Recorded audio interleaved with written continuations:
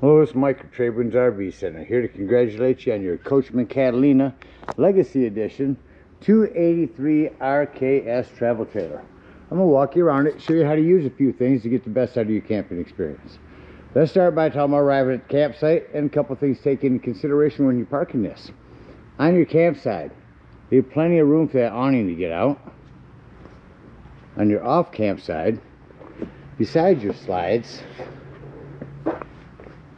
besides leaving room for that, I also want you to think about where your power and water connections are going to be. Your plug for your power cord is all the way on the rear here, back corner of your driver's side of your tow vehicle or off camp side of the trailer. And then your your water for campsites is going to be up toward the front of the unit. So park accordingly so you can utilize the facilities at the campsite. Once you arrive and unhook our hitch, first thing we do is level our unit, which includes using this to unhook our hitch, this BAL auto leveling system. You open it up and turn that on over here. So several different modes. There's an auto mode where I can hit auto level and it's going to run everything down. There is also in this auto mode is the auto reconnect, which will bring it back up to the height of, we use this when leaving the campsite, brings it back up to the height we hit before auto level. And then tongue jack retract, we can just use that just to bring up and down the tongue jack. You can stop that at any time. That's if you're hooking up. Alright, so back to the home screen. In manual mode, I'm going to extend these down a little bit just to show you that when they come down, so you've got a foot that you want to be able to make sure it comes down nice and flat. You also want to include stabilizing pads. These pads are going to protect the feet of your stabilizing jacks from dirt and debris. It's going to keep them from sinking into the hot blacktop in the summer. Really good investment. Get your 4-pack. Get one down underneath all of these, and then you can manually run them down, or we can come back here and hit auto level. I'm going to make sure all my pads are underneath all my feet first. Have our stabilizing jack pads down, go back to home screen, and we can hit auto mode and hit auto level. Make sure vehicles and pets are all, everything is clear of the unit, and hit OK. Auto leveling is in process. These ones are going to lift back up out of the way. Tongue jack's going to go up and down, and it will bring down your auto leveling back here.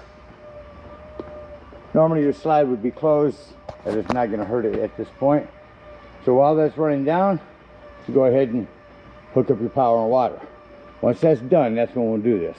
So your power cord, big long 30 amp cord, plugs in here on the rear, goes in at about 10 o'clock here and then turns to noon, and lock that in. If you ever need to plug into a 110, the convenience pack will be a 30 to 15 amp reducer you can throw on the end of that. There's power hooked up. You see the auto leveling jacks running down back here in the rear. Once that's all done, we'll hook up our power and then our water. So at campsites, we'll hook up here to our city water connection. Move this hose for now. First and foremost, a water pressure regulator. This water pressure regulator is going to reduce water pressure to 40 to 50 psi, protecting the lines in your unit. Always use these because you don't know what the water pressure is at different campsites. Hook that up. Hook up your hose. Then we're going to go ahead and turn that on. We'll go inside. We'll open up our slide. Get to any water lines we can. Get in there and turn them on. Get a nice flow of water going through the lines, all the air out of the lines. And then you're all set to camp. Auto leveling running down. Still working here. Notice that all this will not work unless the battery is hooked up as well. And I want you to know once it is done, it will go from auto level in progress to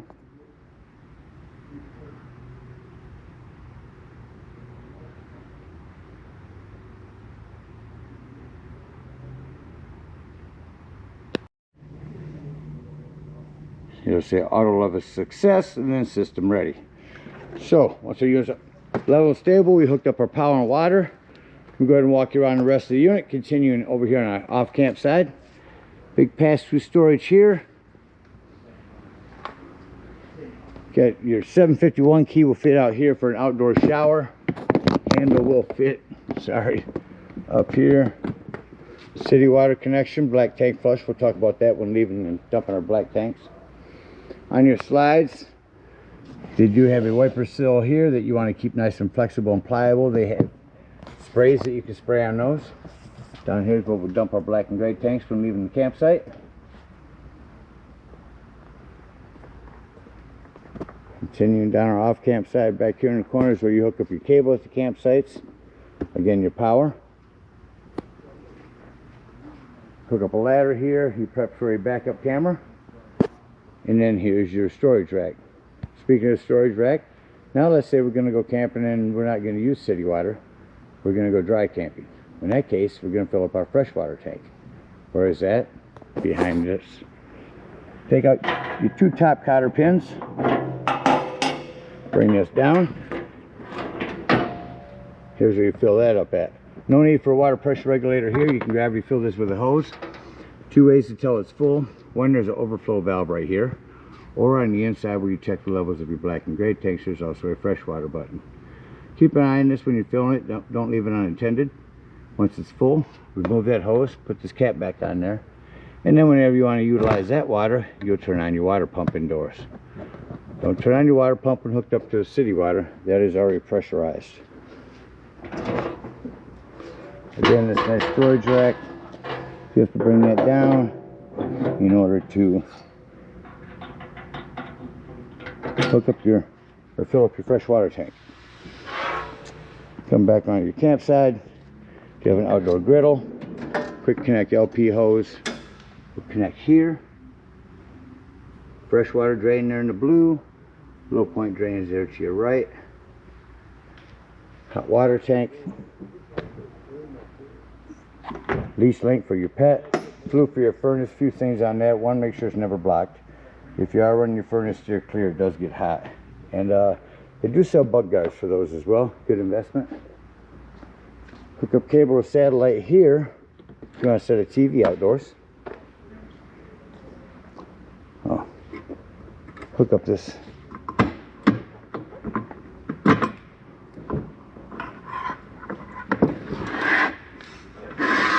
We'll utilize that going inside the unit. Magnet back here. Unhook. You want to make sure your door is all the way open, otherwise I can catch on it. Feet are adjustable.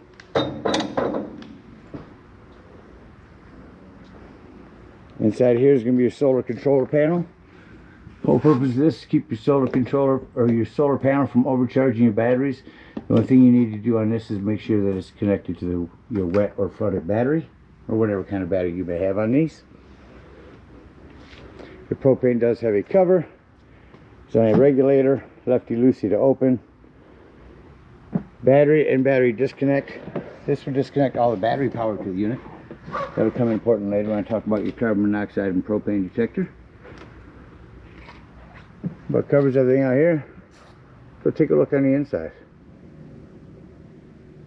Alright, coming up inside the unit. First thing I always like to point out is the fire extinguisher. Make sure that you and everyone that's camping with you knows the fire extinguisher is located by the entry doorway in case of emergency. So generally this slide would be closed and their chairs might even be turned and facing each other, but we're going to head over here to that control panel.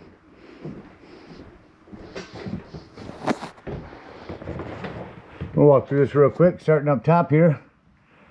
Interior, exterior lights, that's going to be your awning lights. Here's where you turn on your water pump. Here's where you turn on your water heater hooked to gas. Your water heater hooked to electric. It does make a difference. Choose correctly. Up here's where you connect to Bluetooth. They're showing your battery levels. And these are your fresh and black and gray tanks. That freshwater button's the one I said to keep an eye on when filling your freshwater tank. Awning and slide controls on your awning. I'm going to start extending that out. Your awning, you're only going to want to run that out until you can see that flap and your bar. If you run it out past that, that will continue to run itself out and up onto itself and flip up onto itself and start running itself up backwards. So only run it out as far as you need to when you run it out. Keep an eye on it. Make sure that you only run it out as far as you need to again. Alright, as I run that awning in, we will continue back in here to the living room. So you got some straps to hold your chairs down during travel. There's a backer for a TV here. If you hook the TV up, make sure that red light is on when you hook your cable up, because it's going to be your antenna for the system. Same thing with that red light on running your sound system. AM, FM, Bluetooth, stereo, indoor and outdoor speakers. Yeah, turn this up. Now let's scan for a channel. And it gets much to come inside this metal building. There we go. One party assassinates so indoor on the other side. Yeah, but lead negotiator back. Right. I mean, he's not outdoor the guy speakers. Talks, but he's the one in the meetings. And so, the LED lights have a remote so you can change the color on. The killing of Hanea, now coupled with the continued attacks on civilians in Gaza. Fireplace, not just for looks. I can go. But the biggest thing is the heat. If it's chilly in here in the morning or evening, crank that up on 4 high. That'll start kicking out some heat here, and it'll get toasty in here in no time. Save your gas if you've got these hooked up at a campsite. Show you real quick how to hook up make your sofa into a bed. You'll remove your Velcro cushions.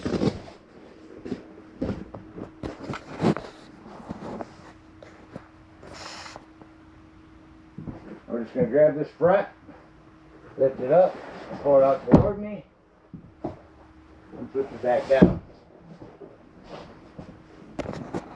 Just that quick, you've got sleeping quarters. Just make sure we're putting it away. You lift it back up first, otherwise you're going to damage it. Sits right back in place. Put your cushions back, and just that quick, you are back to a sofa. Got some extra lighting up here. Your tabletop will also remove.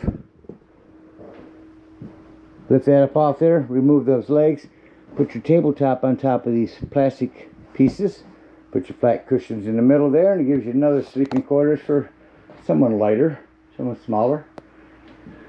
Coming into our kitchen, main thing I want to mention on this fridge is this safety strap. That's to keep that from bouncing open on you going down the road. Below your fridge, break your box and fuses. You got a ton of 15s in there and a couple of 40s. I highly recommend having some of those with you when you go camping. I spin right around the corner here on the floor of the kitchen. I'm talking about our 12 volt carbon monoxide propane detector. The reason I mention that's 12 volt, that is always running off your battery. So if you are out dry camping somewhere, boondocking, nothing plugged in charging your battery, and you're going to be gone for a while, use a battery disconnect to keep that from running your battery down while you're gone. Access panel right there to water lines, square headed screw, get you in there. A nice drying rack above your sink. Speaking of your sink, your plumbing, that is access to water lines there, and you want to keep an eye on those. It's mostly PEX nowadays, but if you travel a lot in this, you're bouncing this up and down the road, keep an eye on your plumbing, make sure nothing's wiggled loose over time. Self-explanatory. Microwave here, fan and light above this cooktop. These you would just turn them to high, push that in, and when you got gas on, use a light. There's your panel light. Light your oven the same way. Just make sure you get your pilot light lit first. By lighting it like that, you'll see a reflection of it usually, and then turn it to your desired temperature. We've got a hand crank open exhaust vent here above the kitchen, along with the smoke alarm. Heading back down the hallway now to our thermostat. We're going to go straight into the mode of cool. Turn the temperature down, get this AC to crank up in here. I'll show you the AC also has what's called a quick dump. Flash cold air down in here to the kitchen. Secret when you first arrive at the campsite, open this up, it allows it to cool the cool air. Then once you get it cool in here, close that, and then it will blast through all of these. These will swivel and point the way that you need them to point, wherever you're setting, etc. Now you'll notice when I go through here, go to off. Generally those AC shut off rather quickly. Now I'm going to go to furnace. Once you hear that kick on, there's your return for that. Now what you'll notice is when I shut that furnace off, it's going to take about 2 minutes for that furnace to cycle through before it actually shuts off. Alright, coming through into our bathroom, same way, a hand crank open. Power exhaust. Shower doors that you want snapped exactly how they are now, open for traveling. Another sink to keep an eye on for plumbing. 110 with your GFCI reset in here. Lastly, back to our bathroom, excuse me, our bedroom.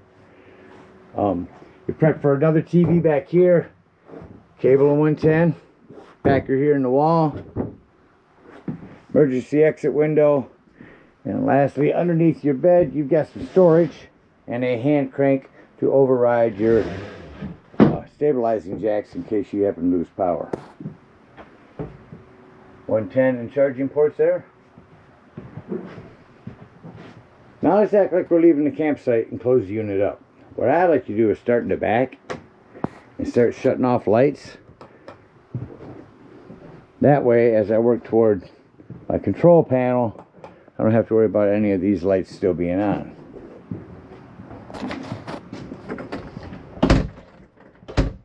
Closing up our doors, our vents. Make sure those doors are secure. That furnace just shut off, so you see it took about 2 minutes. Now I'll come to my control panel and shut off my interior lights. Now I see any other lights that are on in the unit are accent lights that I need to walk through and individually shut off. So all my lights off, come back to my control panel again, turn on my interior, and we would take these chairs, turn them sideways and facing each other.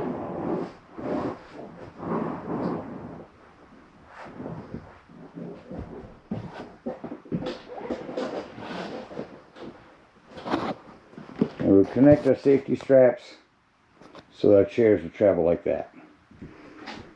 Now I'm going to say doors and drawers. Walk through the unit. Make sure all doors, especially this one, so the slide don't hit it, and drawers are closed. Nothing's going to impede our slide from coming in. So we're going to hit in. See the importance of having that door closed.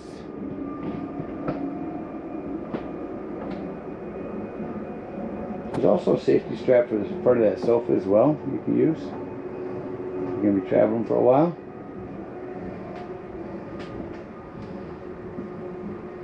Once your slides in, see they utilize every inch here. Slides in, shut off my interior lights and exit the unit. Now the biggest thing on these steps, whether bringing them up or down, is make sure your exterior door is all the way open, otherwise this can catch on it. You also have a handrail that you can put away. This is where you store the cotter pin. This simply just pushes up in here, or when setting up, just pull it straight out.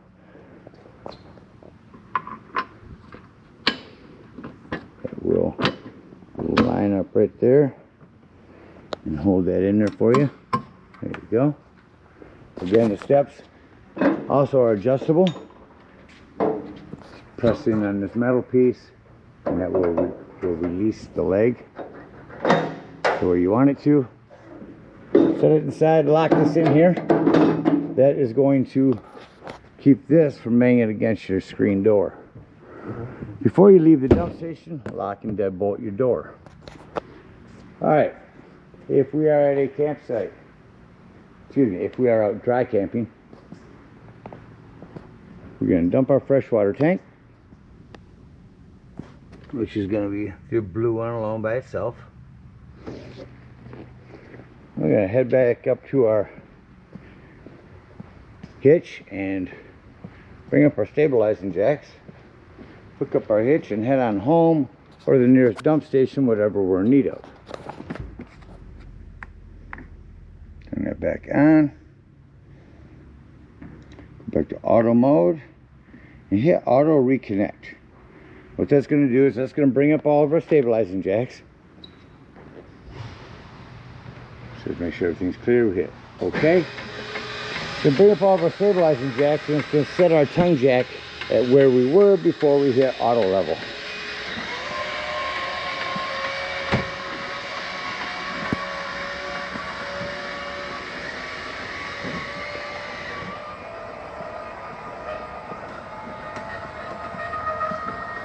Now for the campsite, we'll unhook our power, our water, our cable, bring up these stabilizing jacks, hook up our hitch, and head on up to the dump station.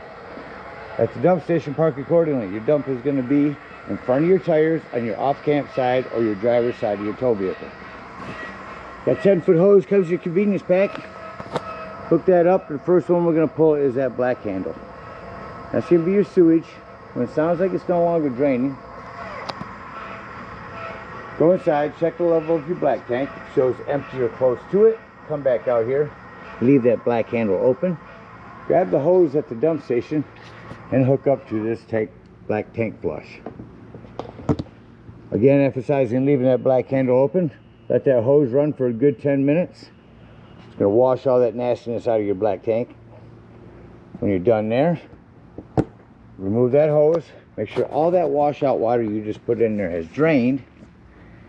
Then close up your black and pull your gray. Now your gray is going to be cleaner water, your sinks and your showers. While those are draining, I'll go over and dump my low point drains.